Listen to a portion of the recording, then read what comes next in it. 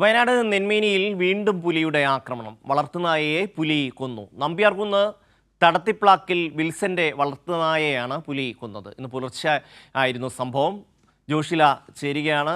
ജോഷില, ഒരു ഇടവേളയ്ക്ക് ശേഷം വീണ്ടും വയനാട്ടിലെ പുലികളൊക്കെ നാട്ടിലേക്ക് ഇറങ്ങി തുടങ്ങി. ജോഷില.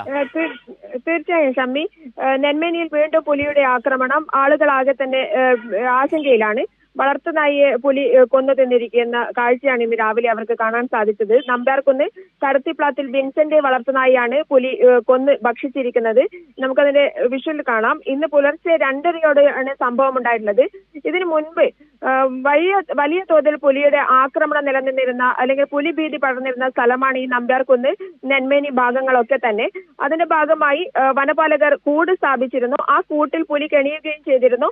അങ്ങനെ പുലിയെ പിടികൂടിയിട്ടുണ്ടെങ്കിലും അതൊരു ആശ്വാസമായി നിലനിൽക്കുന്ന ഒരു സാഹചര്യത്തിലാണ് വീണ്ടും പുലി ഭീതി പടർത്തിക്കൊണ്ട് പുലി ഇന്നലെ ഒരു വളർത്തുനായയെ കടിച്ചു കൊന്നിരിക്കുന്നത്. അതുപോലെ തന്നെ തമിഴ്നാട് ഭാഗത്ത് നിന്നും മറ്റൊരു പുലിയെ കഴിഞ്ഞ ദിവസം കൂട്ടിൽ അകപ്പെട്ടിരുന്നു. എന്നാൽ പോലും വീണ്ടും പുലിയുടെ ആക്രമണം ഉണ്ടായതിൽ ആളുകൾ ഭീതിയിലാണ്. അത്രയധികം പുലികൾ നാട്ടിലേക്ക് ഇറങ്ങുന്നുണ്ടോ, അത്തരത്തിലുള്ള ഭീതി നാട്ടുകാരെ അലട്ടുകയാണ്.